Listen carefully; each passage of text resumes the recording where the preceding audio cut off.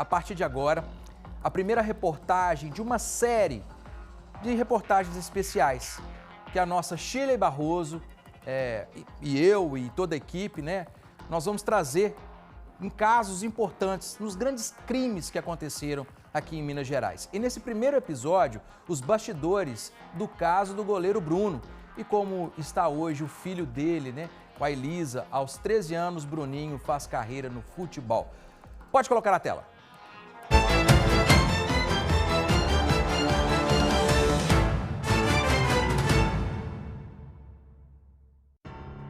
Mãe e filho, marcados para morrer.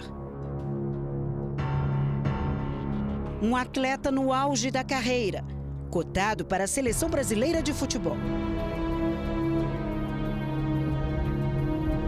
Um crime arquitetado que não saiu como planejado.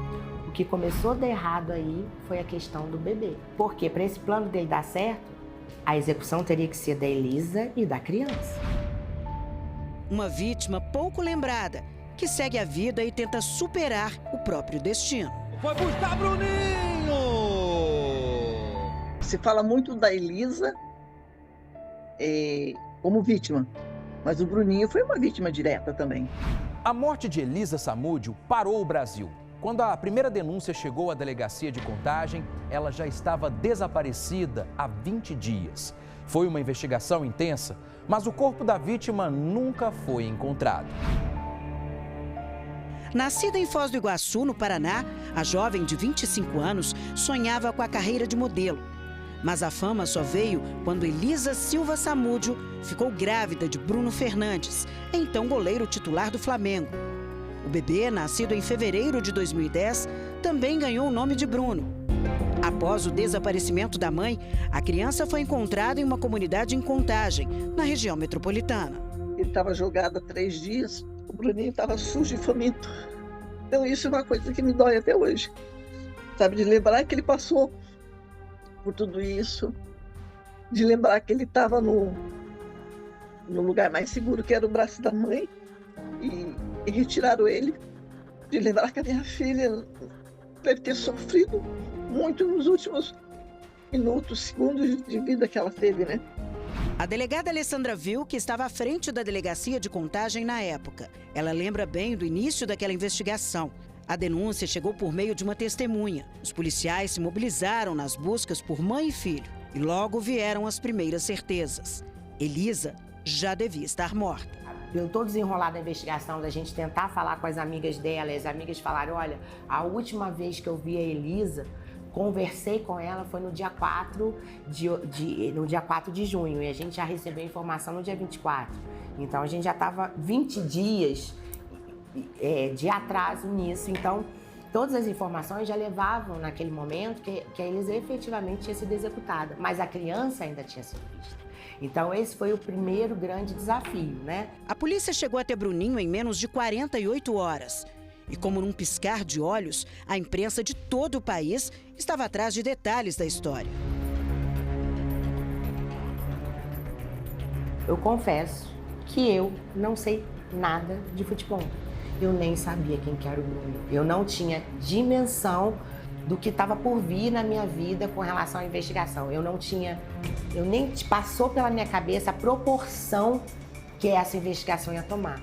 Elisa já sabia que as vidas dela e do filho estavam em risco. Grávida de 5 meses, em outubro de 2009, ela esteve em uma delegacia no Rio de Janeiro e denunciou Bruno por agressão. Deu 2 bofetões enormes na cara, aí ele pegou e ficou rodando, falou assim, não sei se eu te mato, não sei o que eu faço. Eu falei assim, se me matar é pior porque as pessoas vão atrás de você.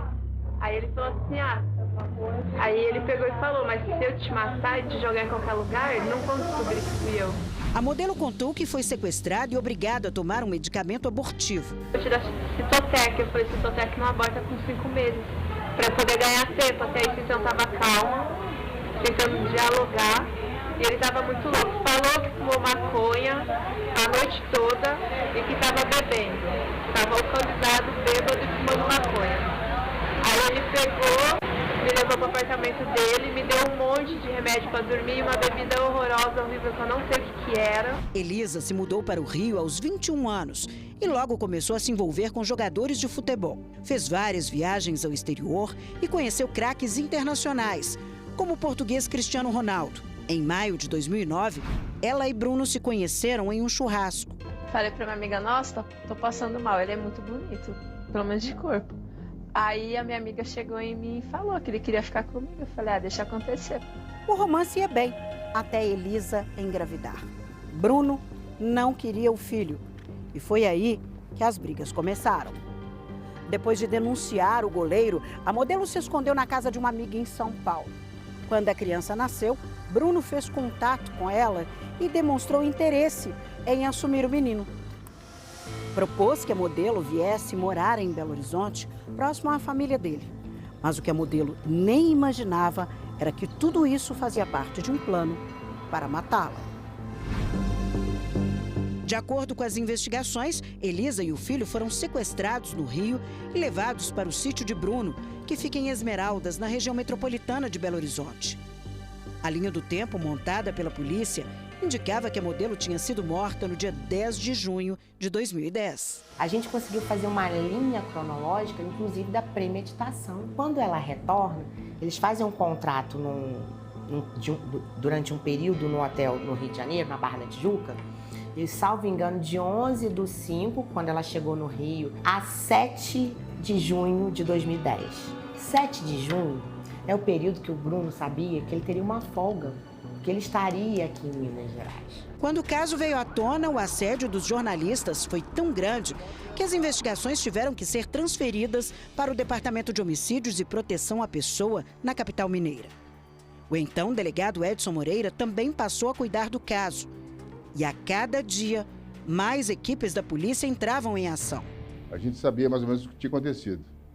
Então, como tinha várias equipes trabalhando, então os acontecimentos era um em cima do outro. Enquanto a equipe estava em um lugar fazendo uma busca, outros fazendo oitiva, enquanto a equipe estava no Rio de Janeiro, o pessoal continuou aqui.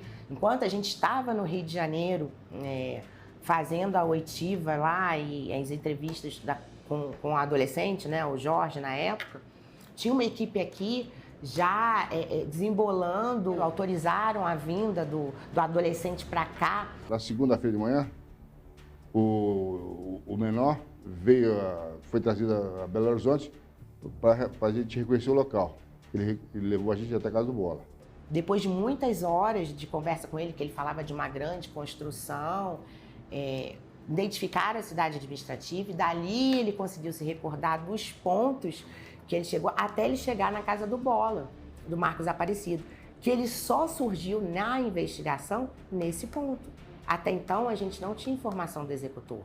Ele que descreveu a casa por fora, por dentro, levou os policiais até lá e quando lá chegaram, alguns policiais que estavam nessa diligência falaram, opa, essa é a casa do Bola. Eu já estava ouvindo o Sérgio na terça-feira de manhã, porque o Sérgio estava disposto a falar naquela hora. Então eu não podia perder aquela oportunidade.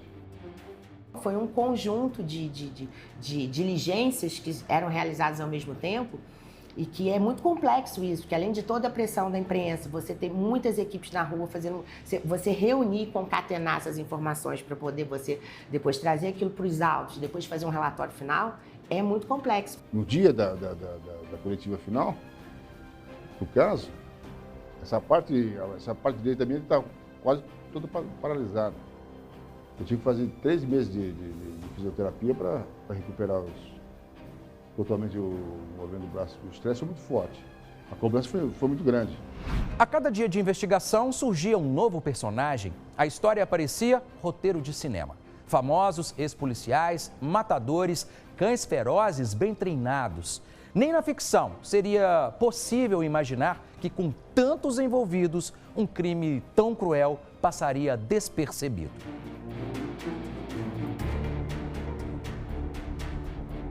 De origem pobre, Bruno cresceu em Ribeirão das Neves. Foi abandonado pelos pais e criado pela avó. Além dele, 2 primos foram presos ao longo das investigações. O menor que identificou os locais-chave da investigação para a polícia é Jorge Luiz Lisboa Rosa. Ele tinha 17 anos na época e confessou ter dado coronhadas na modelo no dia do sequestro. Sérgio Rosa Salles, de 23 anos, também era primo de Bruno. Ele estava no sítio do goleiro quando Elisa esteve lá. Colaborou com a polícia, foi o único dos acusados que participou da reconstituição do crime. Ele foi preso, mas recebeu o benefício de responder ao crime em liberdade. Cerca de um ano depois, foi assassinado com 6 tiros perto de casa. O executor já esperava por ele na esquina. Baleado, Sérgio correu 3 quarteirões, mas não resistiu aos ferimentos. Assustada e com medo, a família passou a medir as palavras. A morte dele tem alguma ligação com o caso Bruno? Não posso falar mais nada não, tá bom? Tanto medo teria relação com um personagem que se tornou central depois dos depoimentos dos 2 primos. Marcos Aparecido dos Santos, o Bola, expulso da Polícia Militar de São Paulo e da Polícia Civil de Minas Gerais por indisciplina e falta de moralidade, Bola é apontado como executor de Elisa, que teria sido estrangulada e esquartejada na casa dele, em Vespasiano. Havia suspeita de que partes do corpo da modelo teriam sido dadas aos cães de Bola, mas nenhum sangue foi encontrado nos animais. Mesmo sem fazer parte dos quadros da Polícia Civil, Bola dava cursos para policiais do Grupo de Resposta Especial, então tropa de elite da corporação. Além da casa de Bola, a polícia fez buscas pelo corpo da modelo em vários lugares, como a Lagoa do Nado, na região da Pampulha, e o sítio do goleiro Bruno, onde foram encontradas fraldas e roupas queimadas. Todo o plano teve participação de um amigo de infância de Bruno, Luiz Henrique Romão, o Macarrão. Nas costas, a declaração de amor em forma de tatuagem. Bruno e Maca. A amizade, nem mesmo a força do tempo irá destruir. Amor verdadeiro. O fiel escudeiro do atleta sustentou por mais de 2 anos que a modelo estava viva. Ela falou que ia acabar com a vida do Bruno, só que ela está acabando com a vida de 9 pessoas, não só do Bruno. Elisa falava para todo o pessoal que estava lá no sítio que ela havia recebido um convite para uma filmagem fora do Brasil, né? E que ela não esclareceu maiores detalhes. Então nós não sabemos onde ela está. O senhor acredita que ela está fora do Brasil? Olha, pelas circunstâncias que foram ditas no processo, também acredito que sim. Só no próprio julgamento, em 2012, Luiz Henrique Romão assume a participação no crime, dizendo que levou a modelo até a morte. Ele coloca a responsabilidade pelo que aconteceu em Bruno. Macarrão é condenado a 15 anos de prisão. 4 meses depois, o ex-goleiro do Flamengo é levado a júri popular e recebe uma pena bem maior. 22 anos de reclusão. Ele sabia de tudo, até porque a gente sabe quem era o provedor de todos eles ali, quem era o cara que eles idolatravam, que até fez a tatuagem nas costas. O Macarrão iria cometer essa execução, sabendo que isso poderia prejudicar o Bruno na carreira dele, sem o aval. Não existe isso, eles não faziam nada sem o aval do Bruno. Apesar da certeza de que Bruno foi o mandante do crime, a delegada não acredita que ele saiba onde está o corpo de Elisa Samúdio. Só o Marcos vai saber onde está esse corpo. Que o Macarrão e o Jorge, na época adolescente, viram com certeza a execução da Elisa, viram, porque está documentado, inclusive tem um parecer médico, né?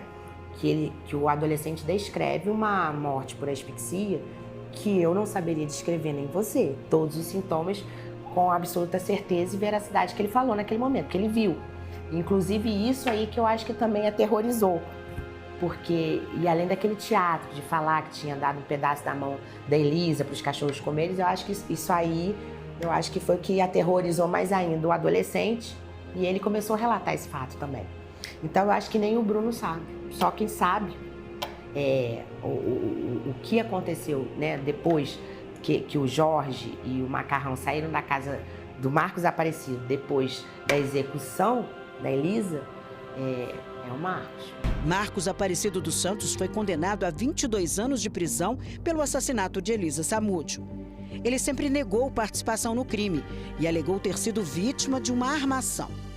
De acordo com esse advogado criminalista, caso Bola confesse e diga onde está o corpo de Elisa, a situação jurídica dele pode ser revista. Se você apontar onde está o corpo, isso é um dos motivos que você pode fazer um acordo para que se diminua a pena.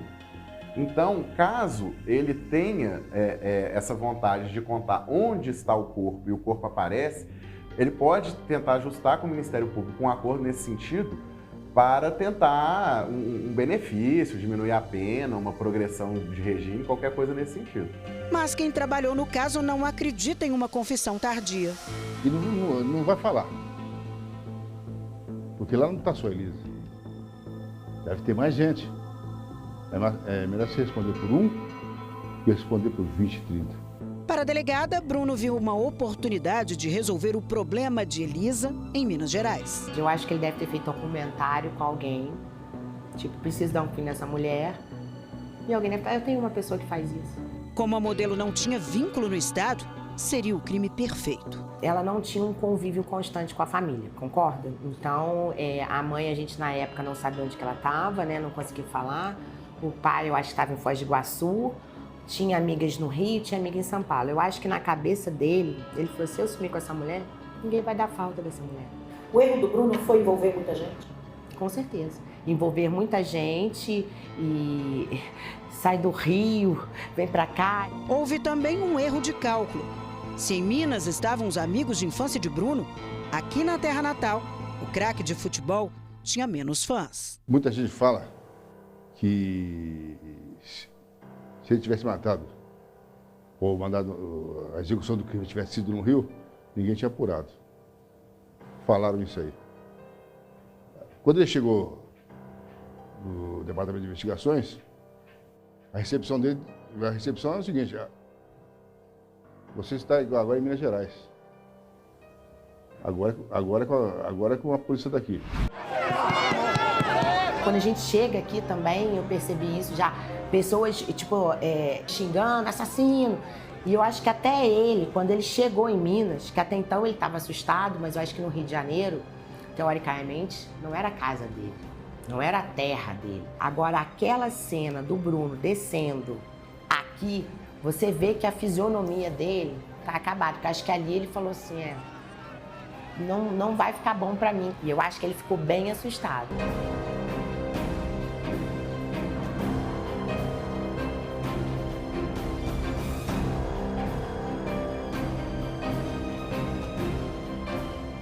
No campo de várzea de Ribeirão das Neves, Bruno jogou em times pequenos, até chegar à categoria de base do Clube Atlético Mineiro em 2002. Depois passou pelo Corinthians e Flamengo. Estava a caminho do topo da carreira quando decidiu dar um fim em Elisa. A queda foi além da condenação e prisão. Quando cumpria pena em regime semiaberto, Bruno tentou voltar ao futebol, mas não conseguiu se manter na profissão. É que o título de mandante de um assassinato pesou muito mais que o dom como goleiro.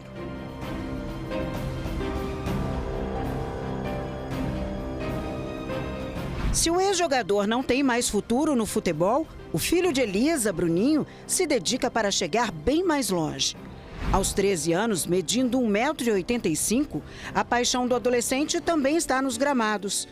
A escolha de entrar para o futebol, segundo a avó, foi do próprio neto. Dona Sônia garante que nunca incentivou Bruninho, pois temia que ele fosse vítima de preconceito. Eu nunca quis levar ele para esse caminho. O caminho de futebol é uma coisa complicada, né? A minha mãe, quando era viva ainda, ela costumava dizer, né? Mas a fruta não cai longe do pé. Daí eu falava assim, mas a gente pode dar uma ajudadinha, a gente chuta um pouquinho pro lado para ver se sai. Mas ele é muito focado, ele gosta do que ele faz. Bruninho conhece a própria história. Segundo a avó, ele sabe lidar com o que aconteceu. Eu acho que tudo isso fez com que ele amadurecesse mais que os outros meninos. Ele é extremamente brincalhão, ele brinca, tira sarro, sabe? Ano passado estava eu, a Maria do Carmo, e a Maria do Carmo bate muito em cima do Bruno, né? Que ela é ativista, né? E ele só ouvindo, né? Ele chegou assim, ô Dinda, para de falar do meu papai querido. Ela olhou para ele, que é isso, Bruninho? Ele falou, pois é, meu papai querido me ama tanto, mas ele me ama tanto, que ele queria que eu fosse conhecer Deus antes do tempo.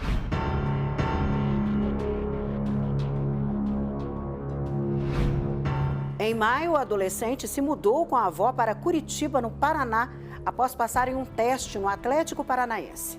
Hoje, ele se destaca como goleiro do time de base do clube.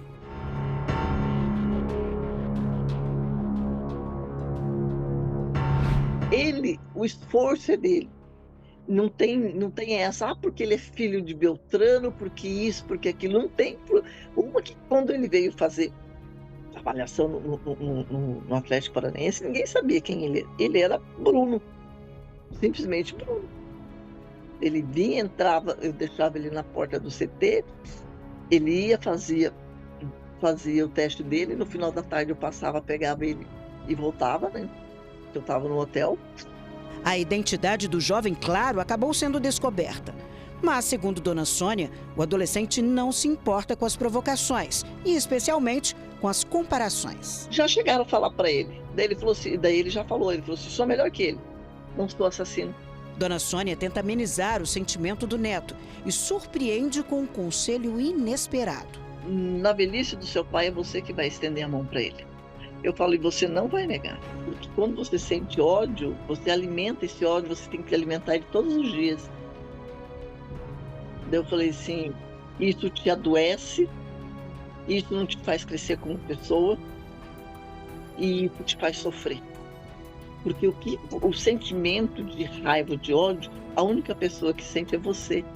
Aquela pessoa por quem você tem esse sentimento, ela não sente. Bruno está em liberdade condicional. Mora com a esposa e a filha do casal em Cabo Frio, região dos Lagos. Neste vídeo, o ex-goleiro é tietado nas ruas. Tira fotos, manda abraços e acena para admiradores que o param na via pública. No Instagram, o condenado pela morte de Elisa Samúdio conta com quase 110 mil seguidores. Não consigo entender o que se passa na cabeça do ser humano que tem verdadeira paixão, amor, idolatria ao indivíduo que todo mundo sabe que executou uma mulher, né, mandou executar friamente, uma mãe, uma criança de 3 meses ficou sem a sua mãe. E você fica idolatrando, você tem que idolatrar quem está trabalhando, né? Quem está ali ralando, o professor da sua escola, o funcionário que te ajuda todo dia, essas pessoas que a gente tem que idolatrar. Agora, criminosos, eu não consigo entender, é até revoltante. Apesar da aparente fama, desde que foi solto, o Bruno passou por diversos times pequenos, mas acabou cortado das equipes por causa da repercussão negativa do próprio nome. Empreendeu, chegou a abrir uma loja de açaí, mas logo fechou as portas. Agora ele tenta trabalhar como coach esportivo. Macarrão já cumpriu toda a pena e vive em Pará de Minas com a esposa e os filhos. Depois que o ex-policial Marcos Aparecido dos Santos teve o rosto estampado no noticiário, ele foi reconhecido e condenado pela morte de 2 homens. Em ambos os casos, Bola foi apontado como matador profissional e teria recebido pagamento para cometer os crimes. Juntas, as penas dele somam 34 anos de prisão, mas ele já está em liberdade condicional.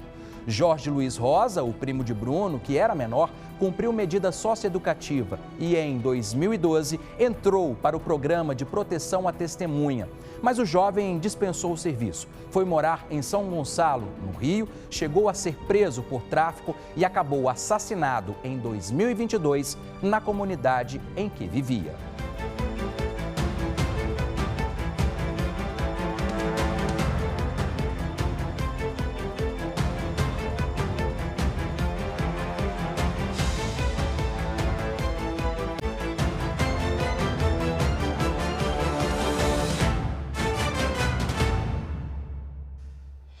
E no nosso podcast você confere uma entrevista exclusiva com a doutora Alessandra Wilk, delegada responsável pela prisão de Bruno. Ela e a repórter Shirley Barroso conversaram por quase 1 hora sobre o que elas viram de perto durante as investigações. É bastidor do bastidor, tudo nos mínimos detalhes. Imperdível. Para ouvir, aponte a câmera do seu celular para o QR Code na tela ou acesse o R7 Minas.